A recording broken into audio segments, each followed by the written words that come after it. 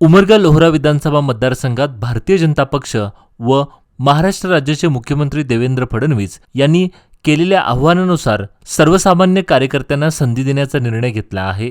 माजी मंत्री तसेच भाजपचे लातूर ग्रामीण जिल्हाध्यक्ष बसवराज पाटील यांनी दिलेला शब्द पाळत पाटील कुटुंबातील कोणताही उमेदवार जिल्हा परिषद व पंचायत समितीच्या आगामी निवडणुकीत न उतरण्याचा निर्णय घेतला असल्याची माहिती भाजपचे युवा नेते शरण पाटील यांनी दिली. पत्रकार परिषदेत बोलताना शरण पाटील म्हणाले की भाजपने अल्पसंख्याक, ओबीसी, अनुसूचित जाती तसेच सर्वसाधारण प्रवर्गातील सर्वसामान्य आणि निष्ठावान कार्यकर्त्यांना उमेदवारी देऊन पक्षातील अंतर्गत लोकशाही अधिक मजबूत केली आहे. हा निर्णय म्हणजे तळागाळातील कार्यकर्त्यांच्या कष्टांना दिलेली पावती असून भाजपचा कार्यकर्ता हाच पक्षाचा केंद्रबिंदू हा विचार प्रत्यक्षात उतरण्यात आला आहे.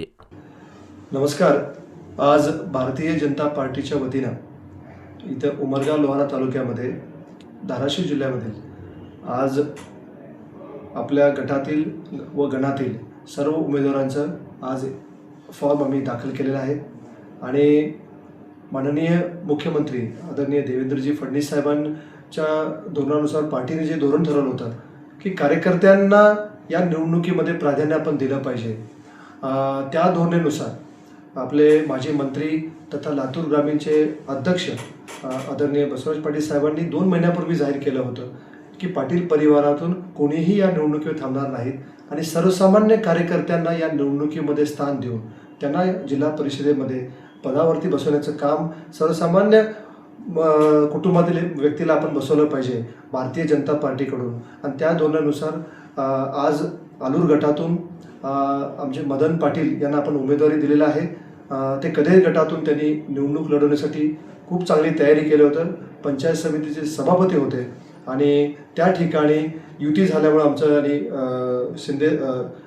शिवसेनासोबत त्या ठिकाणी ती जागा त्यांच्याकडे गेल्यामुळं तिथं माजी खासदारांचा आग्रह होता ती जागा आम्हाला मिळावं म्हणून आम्ही आमच्या कार्यकर्त्यांना अन्याय होऊ नये म्हणून श्री मदन पाटलांना आलूर जिल्हा परिषद गणातून त्यांना आम्ही आज उमेदवारी दिलेला आहे भारतीय जनता पार्टीच्या वतीनं. आणि नक्कीच कार्यकर्त्यांना आणि यासोबत सामाजिक समतोल म्हणून ओबीसी म्हणून योगेश राठोड येणेगूर गटातून थांबलेले आहेत जे बंजारा समाजाचं प्रतिनिधित्व करतात. मायनॉरिटी म्हणून श्री मोहम्मद रफी तांबोळी जे मागच्या जिल्हा परिषदेमध्ये एक मुस्लिम चेहरा म्हणून त्यांनी अतिशय चांगलं काम केलं होतं आणि आज परत एकदा माननीय मुख्यमंत्र्यांच्या मार्गदर्शनाखाली आणि इथं आपले माननीय माजी मंत्री बसवराज पाटील साहेबांनी तो शब्द पाळलेला आहे की मायनॉरिटीचा एक माणूस जिल्हा परिषदेमध्ये मला वाटतं धाराशिव जिल्ह्यामध्ये हा एकमेव व्यक्ती आहे, त्यांना आज आपण परत उमेदवार दिलेला आहे. त्याच समेत मागासवर्गीय आमचे कैलास शिंदेजींना पंचायत समितीची आपण उमेदवारी त्यांना दिलं आहे. असे अनेक सर्व चांगल्या उमेदवारांना एकत्रित करून सामाजिक समतोल राखण्याचा उमरगा लोहारा तालुक्यामध्ये पूर्णपणे प्रयत्न झालेला आहे.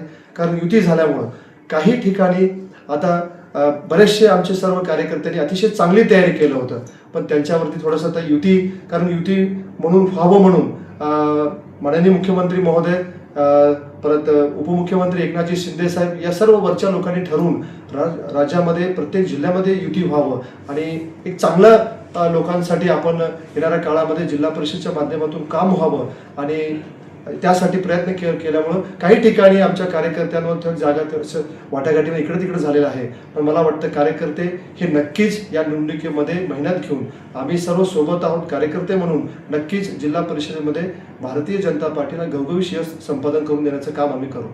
धन्यवाद.